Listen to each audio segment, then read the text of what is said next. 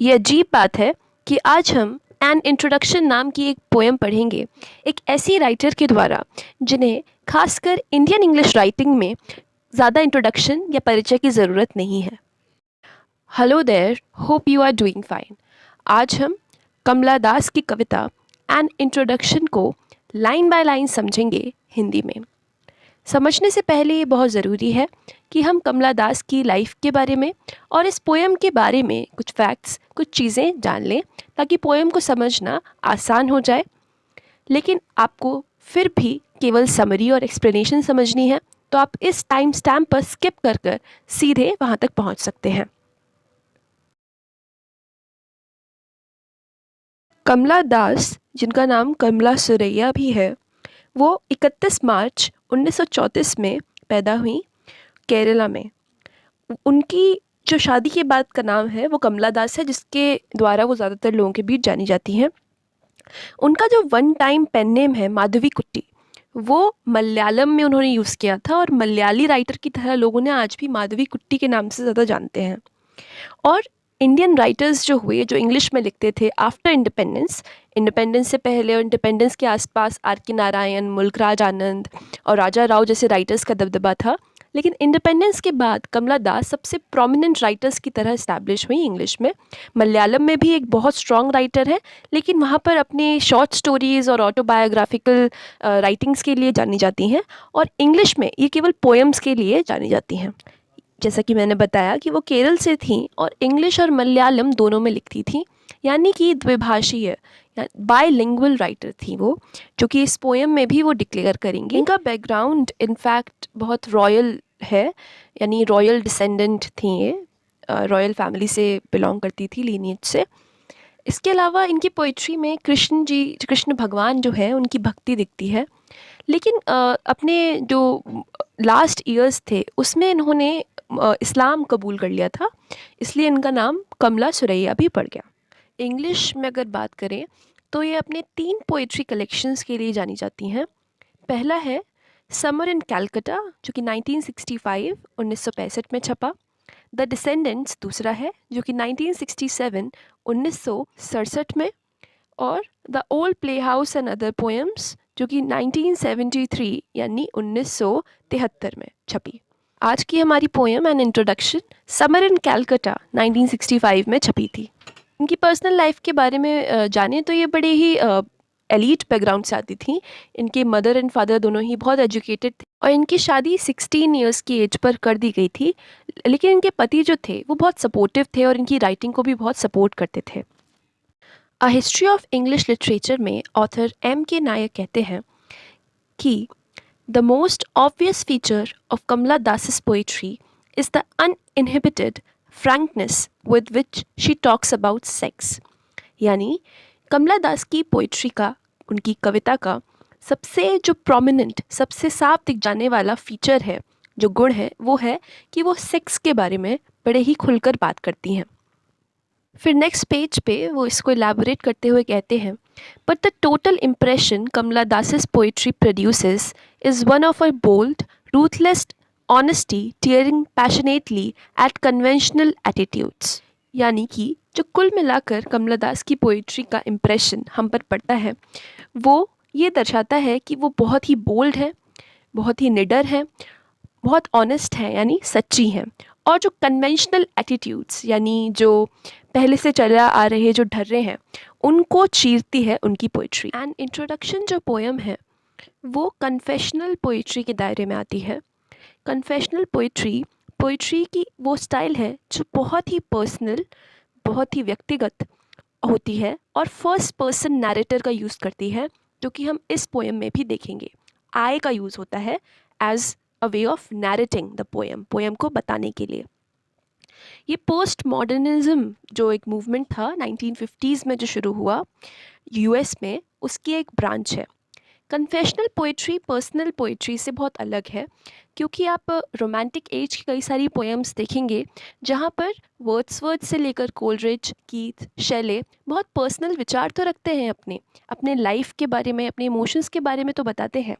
लेकिन confessional poetry उन सब से अलग है, क्योंकि यहाँ पर जो पोइट है वो बहुत ही ज़्यादा पर्सनल हो जाता है। कन्फेशन वर्ड को सोचिए।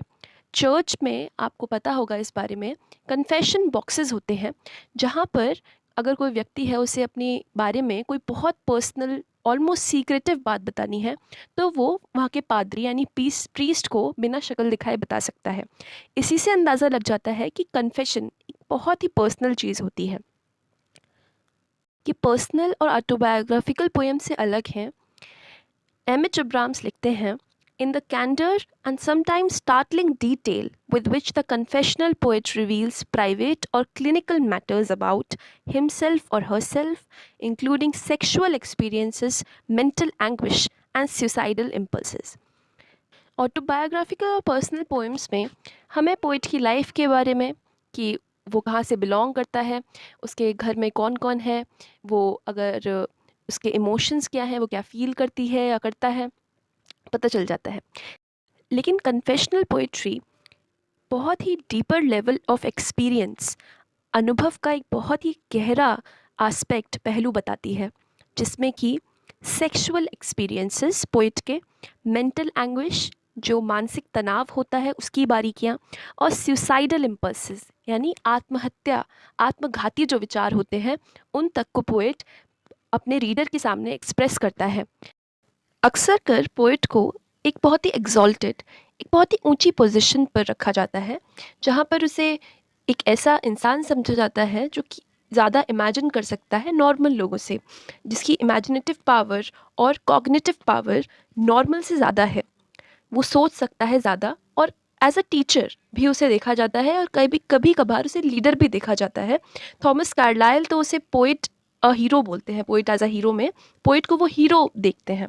लेकिन कन्फेशनल पोइट्री इस सबसे काफ़ी उल्टी दिखती है, क्योंकि पोइट यहाँ पर रीडर के साथ बिल्कुल सेम लेवल पर एज अ फ्रेंड, एक बहुत ही रिलेटेबल बीइंग जिसके एक्सपीरियंस बिल्कुल रीडर जैसे ही है। रीडर जैसे मतलब आइडेंटिकल नहीं है, लेकिन उसकी जो दिमाग की कमज़ोरियाँ हैं, दिक्कतें हैं, जो जीवन के उसे द्वंद्व दिखते हैं, जहाँ पे वो इनडिसाइसिव हो रहा है, कहीं बहुत ज़्यादा वल्नरेबल है, तो वो एक कॉमन इंसान जैसा ही दिखने लग जाता है, और पढ़ने वाले को वो सेम लेवल पे लगता है बजाय एक हायर लेवल पे होने के। कनेक्शन स्टैब्लिश कर देता है उसकी पोइट्री का। Anne Sexton, Sylvia Plath, Allen Ginsberg जैसे पोइट कन्फेशनल पोइट्स कहे जाते हैं।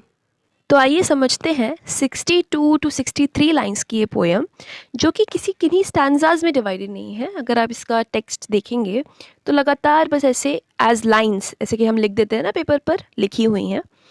तो इसको मैंने अपने हिसाब से आइडियाज़ और थीम्स के अकॉर्डिंग डिवाइड कर दिया है। इसको लाइन बाय लाइन समझते हैं। फर्स्ट 3 लाइंस पढ़ते हैं। I don't know politics but I know the names of those in power and can repeat them like days or week or names of months beginning with Nehru। तो first lines में poet जो है वो सीधे सीधे ये बताती हैं कि वो पॉलिटिक्स के बारे में ज़्यादा नहीं जानती, लेकिन वो कहती हैं कि जिन लोगों के पास पावर है यानी पॉलिटिकल पावर है, उनको और उनके नाम को वो ढंग से जानती हैं, और जैसे हम हफ्तों के नाम और महीनों के नाम बिना किसी कंफ्यूजन के हैं, बिना किसी ना ज़बान पर रखे रहते हैं, वैसे ही उनकी ज़बान पर जो पॉलिटिक्स में आदमी हैं उनके नाम हैं। ये जो कलेक्शन था समर इन कैलकाटा, वो 1965 में पब्लिश हुआ। 1964 में नेहरू की डेथ हुई है, और जो कमला थी उनका जन्म 34 में हुआ है। दैट मीन्स उन्होंने जितनी भी इंडियन पॉलिटिक्स अभी तक देखी थी वो केवल मेन द्वारा डोमिनेटेड थी। उसमें केवल जो मेल पॉलिटिशियंस थे उनका ही दबदबा था, और फीमेल्स की ज़्यादा जगह नहीं थी। ये बात तो आज भी बहुत रेलेवेंट है, क्योंकि अभी तक भी हमारे देश में केवल एक फीमेल प्राइम मिनिस्टर हुई हैं, श्रीमती इंदिरा गांधी जी। तो कमला दास का पोएम की शुरुआत में ही ये डिक्लेयर करना कि वो पॉलिटिक्स नहीं जानती, इस बात को पॉइंट आउट करता है कि जो एक जनरल एटीट्यूड होता है किसी भी देश का, या फिर इंटरनेशनली भी कह सकते हैं, वहाँ पे औरतों से ये बहुत ज़्यादा एक्सपेक्ट नहीं किया जाता कि वो पॉलिटिक्स में इंटरेस्ट रखें बहुत ज़्यादा। तो वो सीधे सीधे बोल देती हैं कि I don't know about politics. ये बहुत इंटरेस्टिंग स्टेटमेंट है, क्योंकि कमला दास जी ने अपनी लाइफ में बाद में इलेक्शंस भी लड़े, हालांकि वो वहाँ पे बहुत सक्सेसफुल नहीं हुई, इसका मतलब वो पॉलिटिक्स में काफ़ी इंटरेस्टेड थी कि पॉलिटिकल पावर अपने हाथ में लिए हुए हैं, उन सब के नाम वो जानती हैं। इससे वो ये दिखाती हैं कि पॉलिटिक्स ना जानते हुए भी जो ये पॉलिटिकल फिगर्स हैं, मेल पॉलिटिकल फिगर्स हैं, इनका कितना हाथ है हर किसी की ज़िंदगी को प्रभावित करने में, चाहे वो आदमी हो या औरत। Next lines, I M Indian, very brown, born in Malabar. I speak 3 languages, write in 2, dream in 1. अगले लाइन्स में कमला बताती हैं कि वो एक इंडियन है और बहुत ब्राउन है, उनका रंग बहुत ज़्यादा कत्थई है।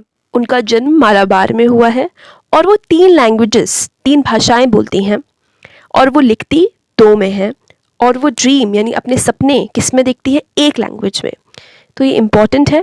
सबसे पहले वो बताती हैं कि मैं एक इंडियन हूँ, मैं काफ़ी ब्राउन हूँ और मालाबार में मैं पैदा हुई।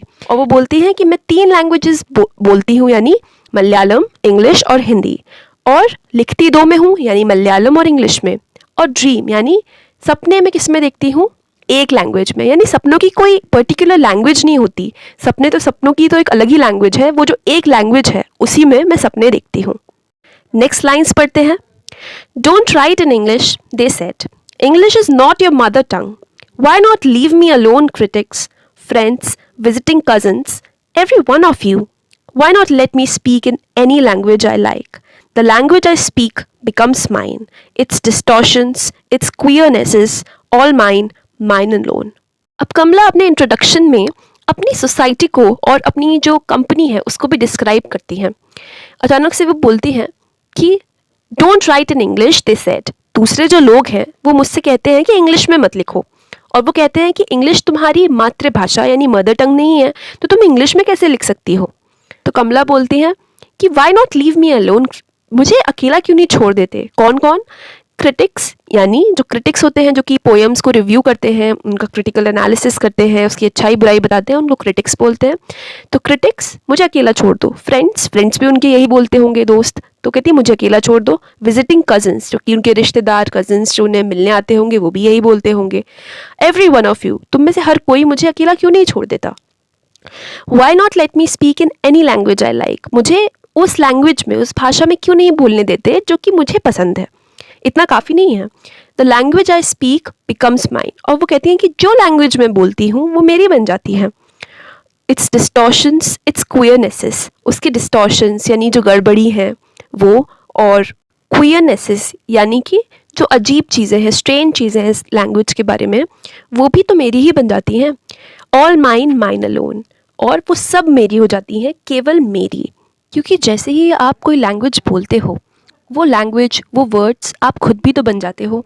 जैसे कि अगर आप मम्मी बोलो, जो कि एक इंग्लिश वर्ड है, या मदर बोलो, तो खुद ब खुद आपके जहन में, दिमाग में अपनी माँ की तस्वीर आ जाती है। तो आपका एक्सपीरियंस और आपकी लैंग्वेज कोइंसाइड करते हैं और आपको उस लैंग्वेज से प्यार हो जाता है जो कि आपकी बात को अच्छे से एक्सप्रेस करे। नेक्स्ट फ्यू लाइन्स पढ़ते हैं। It is half English, half Indian, funny perhaps, but it is honest. It is as human as I am human. Don't you see? It voices my joys, my longings, my hopes. In lines को समझते हैं। कमला बोलती हैं कि जो मेरी language है वो हाफ इंग्लिश है, यानी आधी इंग्लिश है, और आधी इंडियन है, आधी भारतीय है। क्योंकि उसके अल्फ़ाबेट्स, अक्षर, सिलेबल्स, वर्ड्स, शब्द, वो तो इंग्लिश हैं, वो किसी और ने, किसी और देश के लोगों ने बनाए हैं। लेकिन हाफ इंडियन वो ऐसे हैं क्योंकि मैं उन्हें बोल रही हूँ, और मैं अपने भावों को, जो कि एक इंडियन एक्सपीरियंस है, एक भारतीय का अनुभव है, उसे उन्हें एक्सप्रेस करने के लिए इंग्लिश यूज़ कर रही हूँ, इसलिए वो हाफ इंडियन भी तो है। फ़नी परहैप्स मीन्स शायद थोड़ी फ़नी है, आपको हंसी आ सकती है मेरी लैंग्वेज सुनकर, बट इट इज़ ऑनेस्ट, लेकिन सच्ची है। मैं इतना बोल सकती हूँ कि वो मेरी लैंग्वेज सच्ची है, यानी वो मेरे सच्चे इमोशंस को जताती है। It is as human as I am human, वो कहती हैं जितनी मैं ह्यूमन हूँ, जितनी मैं इंसान हूँ, उतनी ही मेरी लैंग्वेज भी इंसान है। डोंट यू सी, आपको दिखता नहीं है। इसका मतलब कि उनकी लैंग्वेज में भी उतनी ही जान है जितनी उनमें खुद में है, उतने ही इमोशंस हैं जितने कि कमला में खुद हैं। और वो कहती हैं कि आपको दिखता नहीं है। It voices my joys, my longings my hopes, वो मेरे जॉयस खुशियाँ, मेरी लॉन्गिंग्स यानी मेरी लालसाएँ, मेरी जो डिज़ायर्स इच्छाएँ हैं और मेरी जो आशाएँ हैं, होप्स हैं, उसको वॉइस देती है मेरी लैंग्वेज। तो अगर कोई अपने सारे इमोशंस, लॉन्गिंग्स, होप्स और जॉयस सबको एक लैंग्वेज में एक्सप्रेस कर रहा है, इसका मतलब कहीं ना कहीं वो लैंग्वेज बहुत डीपली उस इंसान से, शख्स से अटैच्ड है। आप उसको क्वेश्चन नहीं कर सकते। आगे की लाइंस पढ़ते हैं। And it is useful to me as cawing is to crows or roaring to the lions. It is human speech, the speech of the mind that is here and not there, a mind that sees and hears and is aware. वो आगे बताती हैं language के बारे में ही कि वो मेरे लिए उतनी ही यूज़फुल है जितनी कि क्रोज यानी कौओं के लिए काव काव करना, जिसे काउइंग बोलते हैं।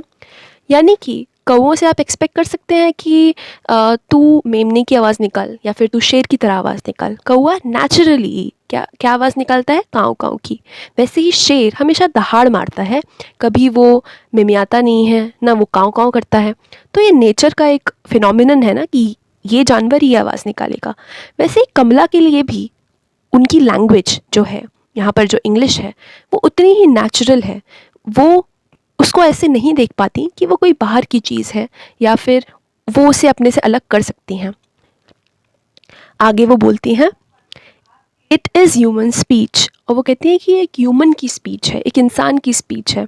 शुरू में वो उन्होंने बताया था कि वो एक इंडियन है, ब्राउन है, लेकिन यहाँ पर वो खुद को एक और आइडेंटिटी दे रही हैं, एक ह्यूमन की आइडेंटिटी, जो कि कोई भी लैंग्वेज यूज़ कर सकता है। अंत में हम सब ह्यूमन्स ही तो हैं। The speech of the mind that is here and not there, वो मेरे माइंड की, मेरे मन की स्पीच है, बोली है, जिसको जो यहाँ है और वहाँ नहीं है, यानी मेरे अंदर है और कहीं बाहर से नहीं आ रही है वो। A mind that sees and hears and is aware, और एक ऐसा माइंड जो कि देखता है, सुनता है और अवेयर है, चीज़ों को जानता है।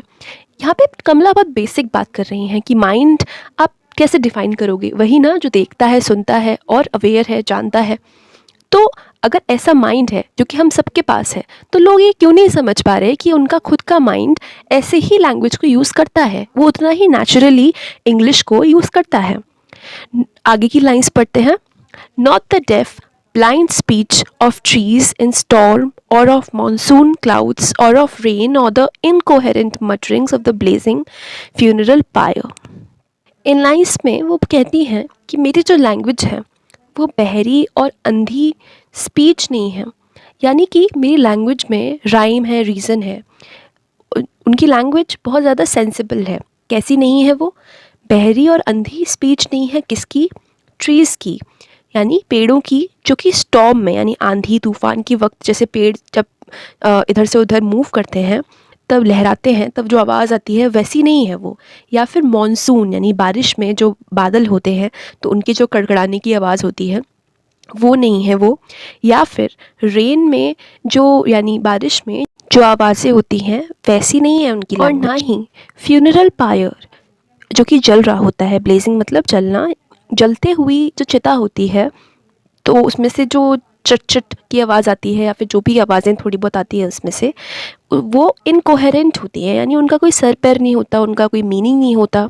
मटरिंग्स मतलब आवाज़ें, वैसी नहीं है मेरी लैंग्वेज, और जो मेरी बात है वो वैसी नहीं है, उसका कुछ मीनिंग है, एक ह्यूमन की बात का जैसे मीनिंग होता है वैसे। तो आप यहाँ पर ध्यान रखिएगा क्योंकि कई सारी चीज़ों की लिस्ट है कि क्या क्या चीज़ों से वो अपनी लैंग्वेज को डिसोसिएट करती हैं, यानी ऐसी नहीं है मेरी लैंग्वेज। और कुछ चीज़ें हैं जिससे वो एसोसिएट करती हैं, जैसे कौवे की काव काव और लायन का रोरिंग। तो आप इन लिस्ट को याद रखिएगा, ऑब्जेक्टिव और सब्जेक्टिव दोनों ही एग्ज़ाम्स में ये काम आएगी। यहाँ पर एक आइडिया ख़त्म होता है इस पोएम का और दूसरा आइडिया शुरू होता है, जो कि कह सकते हैं बहुत फेमिनिन साइड है, फेमिनिस्ट साइड है और सेक्सुअल साइड भी है। Next lines. I was child, and later they told me I grew, for I became tall, my limbs swelled, and one or two places sprouted hair. अब देखिए subject matter अचानक से switch होता है।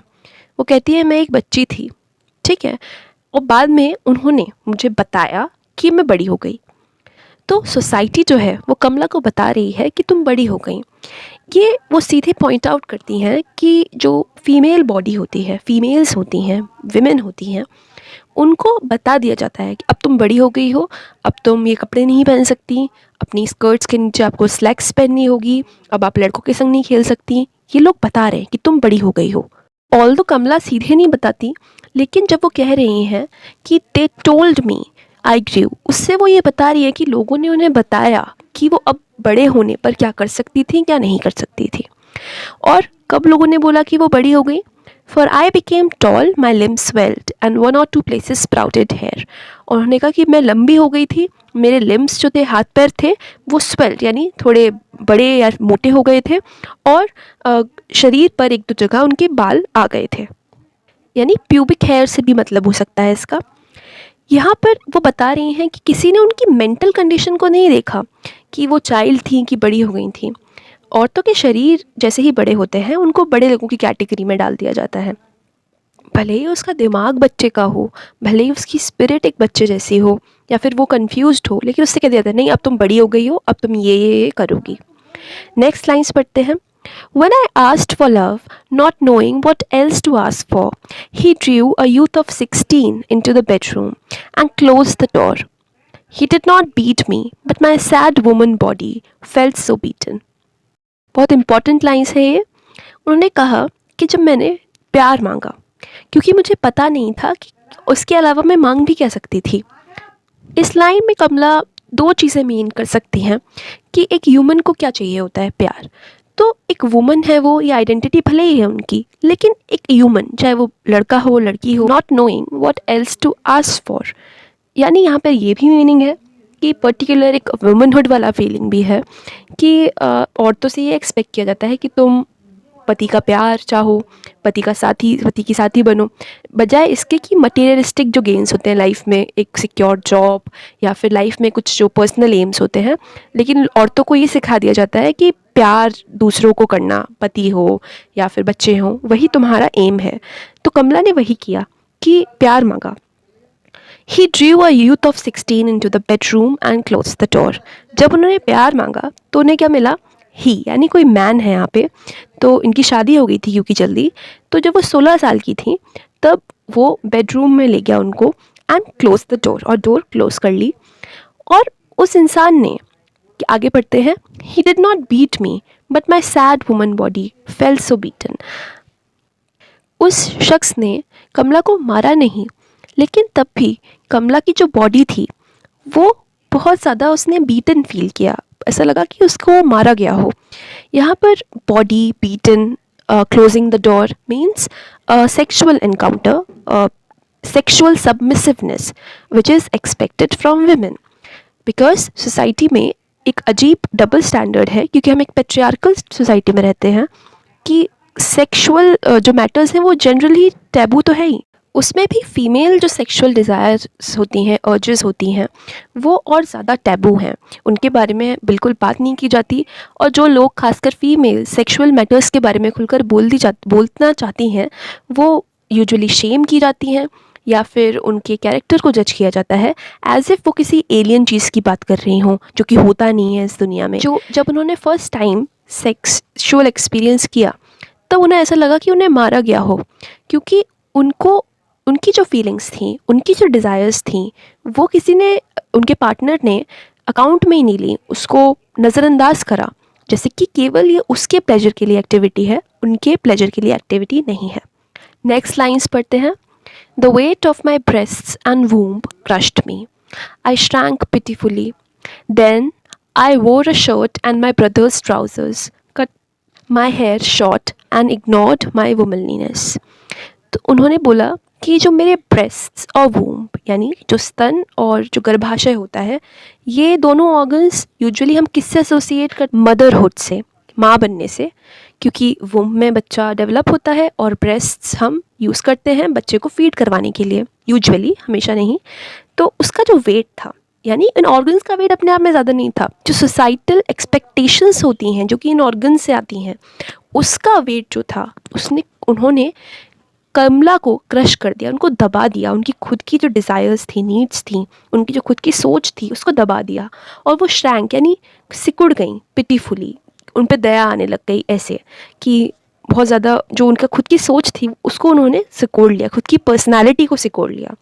Then I wore a shirt and my brother's trousers. उसके बाद उन्होंने क्या किया कि अपनी जो वुमनलीनेस हम कैसे डिफ़ाइन करते हैं कि एक पर्टिकुलर ड्रेस पहनो, साड़ीज़ पहनो, फेमिनिन ड्रेसेस जो होती हैं वो एक्सपेक्ट की जाती हैं पहनने के लिए।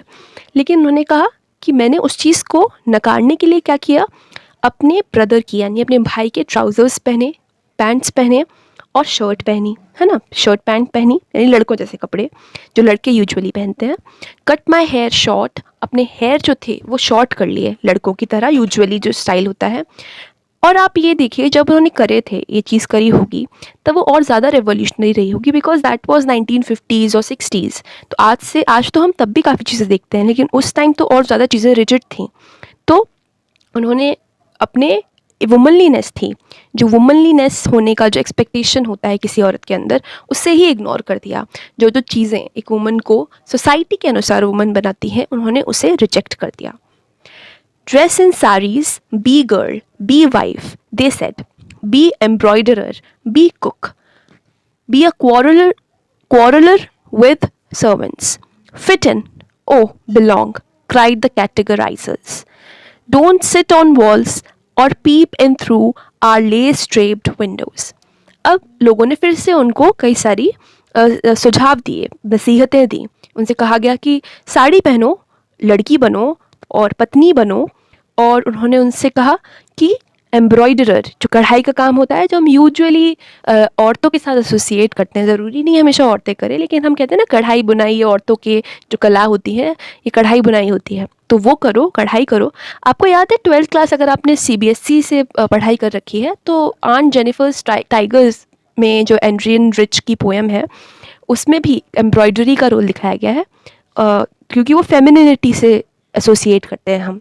उनसे कहा गया है कुक बनो, खाना बनाओ, और क्वारलर विद सर्वेंट्स, और नौकरों से झगड़ा करो। औरतें करती हैं ना, क्योंकि वो घर संभालती हैं इसलिए उन्हें नौकरों से झगड़ा करना पड़ता है, तो वो करो, देखो कि नौकर क्या कर रहे हैं। और नौकर नहीं बोलूँगी मैं, जो हमारे होम में हेल्प करते हैं वो क्या कर रहे हैं, उनको सही करो, उनको मतलब उनसे लड़ाई करो। फिट इन, जो हम कह रहे हैं, जिस बॉक्स में हम तुमको फिट करने की कोशिश कर रहे हैं उसमें फिट हो जाओ। ओ बिलोंग, कहीं की तो होके रहो, बिलोंग मतलब रहो यहाँ पे, जो हम कह रहे हैं उससे बिलोंग करो। और कैटेगराइजर्स यानी लोगों को कैटेगरी में बांटने वाले लोगों ने, ये वुमन है, ये मैन के काम है, वो ये कर सकता है, ये नहीं कर सकता, वुमन ये कर सकती है, वो मैन के काम बिल्कुल नहीं कर सकती, कैटेगरीज में बांटते हैं ना। तो उन्हीं लोगों ने कमला को ये सब करने को कहा। डोंट सिट ऑन वॉल्स पे मत बैठो, है ना। कहते हैं ना लड़कियां ज़्यादा उछल कूद करे तो लोगों को प्रॉब्लम हो जाती है, अरे ये मत करो, मुंह फूट जाएगा, मुंह खराब हो जाएगा तुम्हारा, तो ऐसे नहीं करते हैं, कपड़े ढंग से करो, अगर कर भी रही हो तो कपड़े पूरे ढंग से पहन के जाओ, खेल भी रही हो तो उनसे भी कहा गया कि वॉल्स पे मत बैठो। और यहाँ पर देखिए थोड़ा मीनिंग थोड़ा डीप है। और हमारी जो लेस ड्रेप्ड विंडोज़ हैं, यानी लेसेस वाले कर्टेन्स होते हैं ना विंडोज़ पे, उससे जो ड्रेप्ड मतलब लिपटी हुई, यानी विंडोज़ पे जो कर्टेन्स और ड्रेप्स यानी कपड़े हैं उन पे पीप मत करो, उनमें झाँको मत। दैट मीन्स कि तुम वॉल्स पे मत बैठो का मतलब कि अपनी जो ज़मीन है जहाँ पे हम तुम्हें रखना चाहते हैं उससे ऊपर उठकर किसी ऊंची दीवार पर बैठने की कोशिश मत करो, यानी उससे ऊंचा उठने की कोशिश मत करो। और हमारी विंडोज़ में झांकने की, यानी जो हमारी हिपोक्रेसी है, जो हमारे डबल स्टैंडर्ड्स हैं, जो इस समाज का अन्याय है, इनजस्टिस है, उसको पेनिट्रेट करने की कोशिश मत करो, यानी अपनी हद में रहो, ऐसा वो कहती हैं। साथ ही ये भी कि लेस ड्रेप्ड विंडोज़ होंगी, वो सुंदर सी होंगी, लेकिन उसके अंदर अगर देखोगे तो कुछ और दिखेगा, तो वो देखने की कोशिश मत करो। दूसरे लोगों के बारे में स्ट्रॉन्ग ओपिनियंस मत रखो। बी एमी और बी कमला, और better still be Madhavi Kutty. It is time to choose a name, a role, don't play pretending games. अब जो लोग हैं, सोसाइटी है, वो कमला से कह रही हैं कि कोई नाम चुनो। नाम किससे रिलेटेड होता है? आपकी आइडेंटिटी से। तो उनसे कहा जाता है कि एमी हो जाओ। एमी उनके घर का नाम है, और इस नाम से रिलेटेड एक मूवी भी बनी है कमला दास के ऊपर, आमी करके। तो वो नाम लो, या फिर कमला ही हो जाओ। कोई नाम तो चुनो, कोई कैटेगरी तो चुनो अपने लिए, कोई रोल तो चुनो। और उससे भी अच्छा और बेटर स्टिल, बी माधवी कुट्टी। माधवी कुट्टी कमला का पेन नेम था, यानी जिस नाम से वो लिखती थी, दैट मीन्स उनका सीडोनिम। और लोग जो है वो कह रहे हैं बेटर है कि तुम माधवी कुट्टी बनो, यानी हम तुम्हें अपने आप से एसोसिएट नहीं करना चाह रहे हैं, तुम अपना जो नकली नाम है उसके संग ही रहो, ताकि हमारी असली आइडेंटिटी बाहर निकल के ना आए, किसी को पता ना चले कि वो तुम हो जो ये सब बातें लिख रही हो। अच्छा, आप यहाँ पे मुझे कमेंट करके बता सकते हैं किसी और फीमेल राइटर का नाम जो कि किसी और पेन नेम से लिखती थी। तो एक सेंस ऑफ शेम है जो उनके आसपास के लोगों में उनकी आइडेंटिटी को लेकर वो दिखता है। उनसे नाम चुनने को, रोल चुनने को कहा जाता है, एक कहीं फिट होने के नाम तो चुनो। और प्रिटेंडिंग गेम्स मत खेलो, ये मत बोलो मैं ये हूँ, आज मैं वो हूँ, आज मेरा दिमाग ऐसा है, ये तो प्रिटेंडिंग गेम्स हुए। क्योंकि औरतों से ये एक्सपेक्ट नहीं किया जाता कि वो अपनी आइडेंटिटी, अपनी पहचान को लेकर कंफ्यूज्ड रहें। उनसे एक्सपेक्ट किया जाता है कि उनको एक मोल्ड जो सोसाइटी ने ऑलरेडी बना के रखा है, एक खांचा, उसमें फिट कर दिया जाए। और ये अगर कोई औरत कंफ्यूज्ड है तो यानी वो प्रिटेंड कर रही है, नाटक कर रही है, और उसे बाकी लोगों की बात मान लेनी चाहिए। नेक्स्ट लाइन्स पढ़ते हैं। डोंट प्ले एट स्किज़ोफ्रेनिया और be a nympho. Don't cry embarrassingly loud when jilted in love. माने स्किज़ोफ्रेनिया यानी जब एक ये कंडीशन होती है जब इंसान का जो एक्शंस होते हैं और जो थॉट्स होते हैं उनकी कोई लय नहीं रह जाती। हम रीजनिंग करते हैं, हम सोचते समझते हैं, तो उसकी एक लय होती है, हम रीजनिंग के थ्रू ही चीज़ों के कंक्लूजन्स पर पहुंचते हैं। लेकिन जो एक स्किज़ोफ्रेनिक इंसान होता है वो उस तालमेल को बिठा नहीं पाता, बहुत कॉन्ट्रडिक्शंस, विरोधाभास होते हैं उसकी सोच में और करने में भी, और वो अपना मेंटल जो स्टेबिलिटी है वो संभाल नहीं पाता। तो एक अनस्टेबल एक मेंटल जो एक कंडीशन होती है वो स्किज़ोफ्रेनिया है। तो अगर कोई औरत है और वो अपनी मेंटल इंस्टेबिलिटी दिखा रही है और उसके जो मेंटल प्रॉब्लम्स हैं उसको एक्सप्रेस कर रही है, तो लोग उसको लेकर भी उसको हिदायत देने लग जाते हैं कि स्किज़ोफ्रेनिक मत बनो। क्योंकि औरतों को पागल समझा जाना बहुत ज़्यादा टैबू भी है कि अगर कोई पागल औरत है तो कोई तुम्हें एक्सेप्ट नहीं करेगा, कोई तुमसे शादी नहीं करेगा। जबकि आदमी की अगर मेंटल कंडीशन है तो उसे कंपैरेटिवली थोड़ी ज़्यादा सिंपैथी मिल जाती है और कई सारे लोग उसको मेडिकली भी हेल्प करने के लिए आ जाते हैं। लेकिन अगर औरत पागल है तो कहीं ना कहीं उसे विशियस भी समझा जाता है और उसे ये कहा जाता है कि ऐसे हरकतें मत करो। और निम्फो मत बनो। निम्फो मतलब निम्फोमेनियाक, एक ऐसी औरत जिसकी सेक्सुअल डिज़ायर्स बहुत ज़्यादा हैं, बहुत ज़्यादा कामुक एक औरत, तो वो मत बनो। अगर कोई औरत एक्सप्रेस कर रही है कि उसे सेक्सुअली क्या चाहिए, उसकी डिज़ायर्स हैं, फैंटेसीज़ हैं, तो लोग उससे कहेंगे कि एक निम्फोमेनियाक हो। और उसे हिंदी में भी हमने सुना है कि कई सारे गंदे नामों से बुलाया जाता है जो कि अप्रोप्रिएट नहीं है। जबकि जो आदमी होते हैं वो पर्सनल लेवल से लेकर सोशल लेवल तक अपनी जो सेक्सुअलिटी है वो एक्सप्रेस करते हैं। हमारी मीडिया जो ज़्यादातर आदमियों द्वारा प्रोड्यूस्ड है, मेल डोमिनेटेड फील्ड है, वहाँ पर औरतों को सेक्सुअलाइज तो किया जाता है लेकिन आदमियों के प्लेजर के लिए। मेल गेज का कॉन्सेप्ट आ जाता है कि आदमी के देखने के लिए औरत के शरीर को सेक्सुअलाइज किया जा रहा है। औरत को सेक्सुअलाइज करना बहुत नई बात तो नहीं है, लेकिन वो सेक्सुअलाइज इस वे में किया जाता है ताकि वो जो मेल ऑडियंस है उसको प्लेजर दे। वहीं यहाँ पे मैं एक चीज़ पॉइंट आउट करना चाहूँगी कि वहाँ पर जहाँ पर औरतें औरतें डायरेक्टर, प्रोड्यूसर अपने हिसाब से औरतों की सेक्सुअलिटी को दिखाने के लिए एक रॉ मूवी बनाती हैं, तो उसको, ये रियल इंसिडेंट है, हमारे यहाँ पर सेंसर कर दिया जाता है। तो अगर आप इस ही एक इंसिडेंट को देखेंगे तो आप समझ पाएंगे कि ये काफ़ी hypocritical. You would think that we've done something very wrong, but we haven't. I mean, there's nothing wrong with being lady oriented.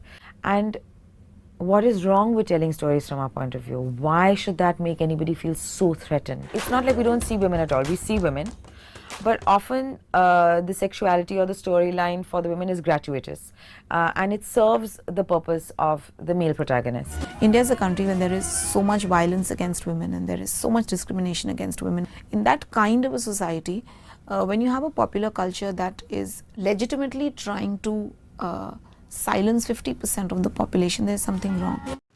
Don't cry embarrassingly loud when jilted in love. लोग ये भी कहते हैं उनसे कि जब आपका लवर आपको छोड़ दे तो जिल्टेड इन लव मीन्स जब अचानक से कोई लवर अपने लवर को छोड़ दे। तो आपको अगर कोई आपका लवर है वो छोड़ दे, औरतों से कहा जाता है, तो बहुत ज़ोर से मत रो, क्योंकि इन द फर्स्ट प्लेस इसी चीज़ को गलत माना जाता है हमारे यहाँ कि किसी औरत का अपने हिसाब से कोई लवर है, अगर तुम बहुत ज़ोर से रो रही हो तो तुम ड्रामा क्रिएट कर रही हो। उन्होंने बोला एम्बैरेसिंगली लाउड, यानी लाउड मतलब अपने फीलिंग्स को खुल के एक्सप्रेस करना, मतलब एम्बैरेसमेंट का इशू है, एक शर्मनाक बात है, तो चुप रहो, ज़्यादा उस चीज़ का बतंगड़ मत बनाओ। वो कहती हैं I met a man, loved him, यानी एक आदमी से वो मिली और उससे उन्होंने प्यार किया। Call him not by any name, और उसे किसी भी नाम से मत बुलाना। He is every man who wants a woman, he sentence में वो बोलती हैं कॉमा के बाद, he is every man who wants a woman. वो पर्टिकुलर वो आदमी तो था जिसको उन्होंने प्यार किया, लेकिन वो हर उस आदमी जैसा था जो कि एक वुमन चाहता है, और just as I am every woman who seeks love, जैसे मैं एक औरत हूँ जो कि प्यार चाहती है। In him the hungry haste of rivers, in me the oceans tireless waiting. Who are you? I ask each and everyone. The answer is it is I. यहाँ पर वो कह रही हैं कि उसमें, उस आदमी में क्या था? Hungry haste of reverse.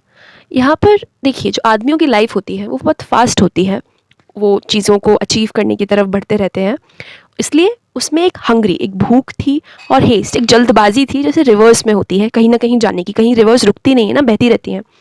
और इन मी यानी मुझ में द ओशियन tireless वेटिंग, और जो ओशियन होता है, सागर होता है, वो हमेशा रिवर्स के लिए वेट करता रहता है कि उनमें आकर, सागर में आकर रिवर्स मिलेंगी। तो वैसी ही जो वेटिंग होती है, एक इंतज़ार का जो एक इमोशन होता है, वो कमला में था, ऐसा कमला बताती हैं।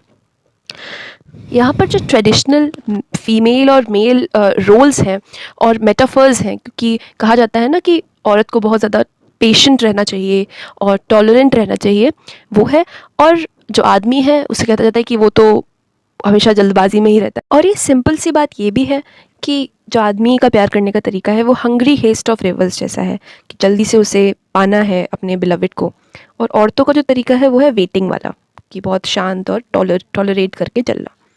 नेक्स्ट लाइन में वो बोलती हैं हु आर यू?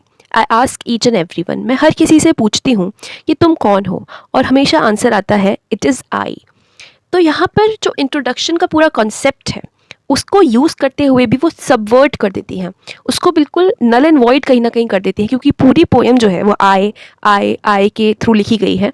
इससे हमें कहीं ना कहीं हम ट्रैक ले रहे हैं कि कमला का एक्सपीरियंस है, लेकिन वो यहाँ पर बोल देती हैं कि मैं तो हर किसी से पूछती हूँ कि तुम कौन हो, और वो आंसर देता है मैं आई हूँ। यानी अपने एक्सपीरियंस और एक जो यूनिवर्सल एक्सपीरियंस है, ना केवल औरतों का, ह्यूमंस का, उसको कमला मिला देती हैं, और उन दोनों में कोई फ़र्क नहीं है, ये इम्प्लाई करती हैं इन लाइन्स में। नेक्स्ट फ्यू लाइन्स पढ़ते हैं। Anywhere and everywhere I see the one who calls himself I in this world, he is tightly packed like the sword in its sheath. It is I who drink lonely drinks at 12 midnight in hotels of strange towns. वो बोलती हैं कि किसी भी जगह और हर जगह मैं देखती हूँ उसको जो अपने आप को आई बोलता है, यानी हर किसी इंसान में उन्हें एक आई दिखता है, यानी हम सब अपने आप को आई बोलते हैं। तो कमला जो है वो इन जनरल लोगों की बात कर रही हैं, हम सब की, कि लोगों की बात कर रही हैं। इन दिस वर्ल्ड, इस दुनिया में, he is tightly packed like the sword in its sheath, और वो टाइटली पैक्ड होता है जैसे एक स्वॉर्ड जो होती है, तलवार, वो अपनी म्यान में यानी शीथ में होती है, वैसे। मतलब हम कितने ज़्यादा कवरिंग्स अपने ऊपर ओढ़े हुए होते हैं, आइडेंटिटी के, रोल्स के, जेंडर के भी। तो वो उसको पॉइंट आउट करती हैं कि हमारी जो पहचान होती है, जो हम आई तो हैं, लेकिन हम अपनी पहचानों को, जो कि दूसरे लोगों से रिलेटेड है, सोसाइटी से रिलेटेड है, उसे अपने ऊपर जैसे किसी स्वॉर्ड के ऊपर उसकी म्यान चढ़ा दी जाती है, वैसे पहने हुए हैं। यानी हम स्वॉर्ड हैं, हम सब लोग स्वॉर्ड हैं, यानी हम में एक धार है अपनी खुद की, लेकिन उसके ऊपर हम शीथ चढ़ाए रहते हैं हमेशा। आगे वो बोलती हैं ये वो मैं हूँ, और वो, अब देखिए, अब यहाँ पर वर्ड प्ले, एक सॉर्ट ऑफ वर्ड प्ले यहाँ पे शुरू हो जाता है कि वो अपने के लिए भी बोल रही हैं आई, और हम सब के लिए भी आई बोल रही हैं, क्योंकि अभी उन्होंने मेंशन किया कि वो हर जगह आई देखती हैं, यानी लोगों को देखती हैं। तो वो बोलती है it is I who drink lonely drinks at 12, ये मैं हूँ जो कि लोनली ड्रिंक्स पीती है 12 यानी 12 बजे। यानी कोई भी इंसान जो कि लोनली है, वो लोनली ड्रिंक्स पीता है, तो वो उन लोगों के साथ खुद को आइडेंटिफाई करती हैं कि उनमें और मुझ में फ़र्क नहीं है, वो आई का मतलब सबसे ही है। मिडनाइट, आधी रात को, होटल्स इन स्ट्रेंज टाउन्स, जो होटल्स होते हैं जो कि अनजाने शहरों के जो होटल्स हैं उनमें मिडनाइट में एक लोनली अकेली ड्रिंक्स पीती हूँ। यानी जो अकेलापन है वो एक यूनिवर्सल चीज़ है। कितनी अजीब बात है ये कि जो अकेलापन है, अकेला होना है, वो हम सब शेयर करते हैं। हम सब कभी ना कभी अकेला फील करते हैं, उस चीज़ को वो पॉइंट आउट करती हैं। नेक्स्ट लाइन्स पढ़ते हैं। It is I who love, it is I who make love and then feel shame, it is I who lie dying with a rattle in my throat. अब फिर से word play है, जो कहती हैं कि वो मैं हूँ जो हंसती है। It is I who love, यानी हम सब हंसते हैं। It is I who make love, और ये यानी मैं हूँ वो जो कि प्यार करती है। मेक लव यानी आउट ऑफ लव जो सेक्सुअल इंटरकोर्स होता है, वो मेकिंग लव कहते हैं उसको, वो करते हैं। और आफ्टर दैट फीलिंग शेम, ये सब क्या एक्सपीरियंस वो बोल रही हैं कि हमारी सोसाइटी में we all make love but after that for some reason because of social stigma we all feel shame, हम सब शर्म महसूस करते हैं। के बाद वो बोलती हैं ये मैं ही हूँ जो कि अपने थ्रोट में एक रैटल, जब आप बहुत दुखी होते हो तो आपको ऐसा लगता है ना आपके थ्रोट में कुछ रुक गया है और एक अजीब सी हमिंग की आवाज़ भी आपके थ्रोट में कहीं रुकी हुई है, तो वो मैं ही तो हूँ जो कि अपने थ्रोट में ऐसा रैटल, ऐसी आवाज़ लिए पड़ी रहती हूँ और मरती रहती हूँ। और ये भी हम सब पे अप्लाई होता है जब हम दुख में होते हैं। उसके बाद वो बोलती हैं next lines, I am sinner, I am saint, I am the beloved and the betrayed, I have no joys that are not yours, no aches which are not yours, I too call my self I. वो बोलती हैं कि मैं कौन हूँ, Sinner हूँ, पाप करने वाली भी मैं हूँ, और सेंट भी मैं हूँ, अच्छाई की मूर्ति भी मैं हूँ। हम सब के अंदर हम देखते हैं कि हम कभी कभार हमारा बिहेवियर ना चाहते हुए भी बहुत बुरा हो जाता है, तो हमसे सब लोग कहते हैं कि ये तो पापी हो गया है, पापी हो गई है। और सेंट भी हूँ कि हम बहुत अच्छा भी सोचते हैं, हम प्यार से सबको ट्रीट करना चाहते हैं। आई am the beloved and the betrayed, मैं बिलविड हूँ, मुझे प्यार किया गया है, और बिट्रेड भी हूँ, और मुझे धोखा भी दिया गया है। ये सारा एक्सपीरियंस बहुत यूनिवर्सल है, ये हम सबके साथ ही होता है। कभी ना कभी हम सबको प्यार किया जाता है और हम सबको धोखे खाने पड़ते हैं। I have no joys that are not yours, मेरे ऐसे कोई सुख नहीं है जो तुम्हारे भी ना हो। वो सीधे रीडर को अब एड्रेस कर रही हैं। और ऐसे कोई एक्स यानी दर्द नहीं है जो तुम्हारे नहीं है, पढ़ने वालों के नहीं है। I too call my self I. अब पूरी पोयम में उन्होंने खुद को आई ही बोला है, लेकिन अंत में वो बता रही हैं कि हाँ मैं भी खुद को आई बोलती हूँ। तो ये क्वेश्चन करने वाली चीज़ हो जाती है, जो अभी तक हम शुरू से लेके अंत तक पढ़ रहे थे आए आए, वो कमला किसकी बात कर रही थी, अपनी खुद की या ह्यूमन एक्सपीरियंस या वुमनहुड का जो एक्सपीरियंस होता है इन जनरल उसकी। तो ये थी line by line explanation of the poem and introduction. इसके थीम्स के बारे में थोड़ा बात करें। इसके थीम्स के बारे में बात करेंगे। पहला जो थीम है वो है लैंग्वेज का, और लैंग्वेज स्ट्रगल का एक इंडियन इंग्लिश राइटर के। एक इंडियन इंग्लिश राइटर यानी वो राइटर जो इंडियन है, इंडिया में रहता है, नागरिक है इंडिया का, लेकिन लिखता इंग्लिश में है। तो उसके जो स्ट्रगल्स हैं, जो कि फर्स्ट लाइंस जो हमें दिखती हैं वहाँ पर दिखता है कि लोग कहते हैं कि तुम इंग्लिश में मत लिखो, ये तुम्हारी मदर टंग नहीं है, वो देखने को मिलता है। Feminine and feminist approach towards life. Feminine और फेमिनिस्ट मतलब, फेमिनिन मतलब वुमन का, एक औरत का, और फेमिनिस्ट मतलब औरतों के अधिकार से रिलेटेड जो अप्रोच होती है, उनको लेकर बहुत ज़्यादा सतर्क रहने वाली जो अप्रोच होती है वो दिखती है उनकी लाइफ में भी, क्योंकि इंट्रोडक्शन में हमें उनकी लाइफ के बारे में पता चल गया, और उनकी राइटिंग है उसमें भी, अपनी राइटिंग को भी वो एक फेमिनिन और फेमिनिस्ट अप्रोच देती हैं। आइडेंटिटी स्ट्रगल दिखता है कि वो खुद को एक औरत की तरह तो आइडेंटिफाई करती हैं, लेकिन साथ ही एक ह्यूमेन एक्सपीरियंस से भी खुद को जोड़ती हैं। अपनी लैंग्वेज, अपने कपड़े, अपना रहन सहन को लेकर, अपने नाम तक को लेकर जो आइडेंटिटी स्ट्रगल उन्होंने फेस किया है वो दिखता है। पर्सनल एंड यूनिवर्सल एक्सपीरियंस, वो अपने पर्सनल एक्सपीरियंस को बता रही हैं। एंड इंट्रोडक्शन से हमें पता चलता है कि वो अपना इंट्रोडक्शन दे रही हैं, लेकिन साथ ही और आयरॉनिकली वो यूनिवर्सल एक्सपीरियंस जो है ह्यूमन रेस का, उसको भी अपने एक्सपीरियंस से मर्ज कर देती हैं। खासकर लास्ट लाइन्स में जब वो कहती हैं कि हम सब एक अपने आप को आई कहते हैं, यानी हम सब में कोई भेद नहीं है, कोई फ़र्क नहीं है। साथ ही वो ये भी कहीं ना कहीं पॉइंट आउट कर रही हैं कि जब फ़र्क नहीं है तो मेरे रहने सहने से, मेरे सुखों दुखों से किसी को कोई फ़र्क क्यों नहीं पड़ता, वो उन्हें समझता क्यों नहीं है कोई। क्रिटिकल एनालिसिस या क्रिटिकल जो पॉइंट है एनालाइज करने के लिए इस पोएम को वो देख लेते हैं। पहला इसका स्ट्रक्चर काफ़ी अलग है ज़्यादातर पोएम से। ज़्यादातर पोएम स्टैंजाज में डिवाइडेड होती हैं। इसका स्ट्रक्चर प्रोज लाइक है। आपको लगेगा कि कई सारी लाइंस लिखी हुई हैं। जैसे अगर आप अपना इंट्रोडक्शन खुद का लिखेंगे नॉर्मली पेपर पर, तो वो जैसा लगेगा वैसी ही ये पोएम लगती है। Occasional and subtle use of metaphors यानी कंपैरिजन्स होते हैं जो बिना लाइक और एज यूज़ किए, जैसे कि वो बोलती हैं कि हमारी विंडोज़ में मत झाँको, उस चीज़ का एक डीपर मीनिंग है। और वो रिवर्स और ओशियंस का जो कंपैरिजन करती हैं मैन और वुमन को बताने के लिए, वो एक मेटाफर है। तो सटल है, ओकेजनल है, थोड़ा बहुत ही है लेकिन है। Uses and subverts the idea of a conventional introduction. इस पोएम का जो पूरा स्ट्रक्चर से लेकर थीम है वो एक इंट्रोडक्शन के आसपास घूमता है, लेकिन वो उसे यूज़ तो करती हैं उस थीम को, उस आइडिया को, उस स्ट्रक्चर को, लेकिन वहीं उसी टाइम पे उसे पलट भी देती हैं। वो एक इंट्रोडक्शन होते हुए भी एक इंट्रोडक्शन नहीं है। अपने इंट्रोडक्शन से ज़्यादा वो सोसाइटी का भी इंट्रोडक्शन हो जाता है, पूरी ह्यूमन रेस का भी इंट्रोडक्शन हो जाता है, सारे राइटर्स का भी कहीं ना कहीं इंट्रोडक्शन हो जाता है, और सारी विमेन का भी इंट्रोडक्शन हो जाता है। तो वो उस आइडिया को यूज़ करती हैं, लेकिन साथ ही जो उसका पर्पस है उसको बहुत ट्विस्ट कर देती हैं। कलोक्यूल लैंग्वेज या फिर इंडियनाइज्ड लैंग्वेज, इंग्लिश जो यूज़ हुई है वो बहुत ही कॉन्वर्सेशनल जो टोन होती है, आपस में जो बोलचाल की भाषा होती है वैसी ही है। बहुत ज़्यादा हाई फाई इंग्लिश नहीं है और बहुत इंडियनाइज्ड इंग्लिश है, जैसे इंडियंस इंग्लिश बोलते हैं वैसी इंग्लिश है, जो कि हम आराम से इसमें पॉइंट आउट और फिगर आउट कर सकते हैं। तो ये थी an introduction by Kamala Das, जो कि एक thought provoking feminist confessional poem थी। आई होप मेरे वीडियो ने इसको समझने में आपको हेल्प की होगी। अगर आपको हेल्पफुल लगा हो ये वीडियो तो please like, share and subscribe. अगर आपका एग्जाम है तो all the very best and most importantly take care.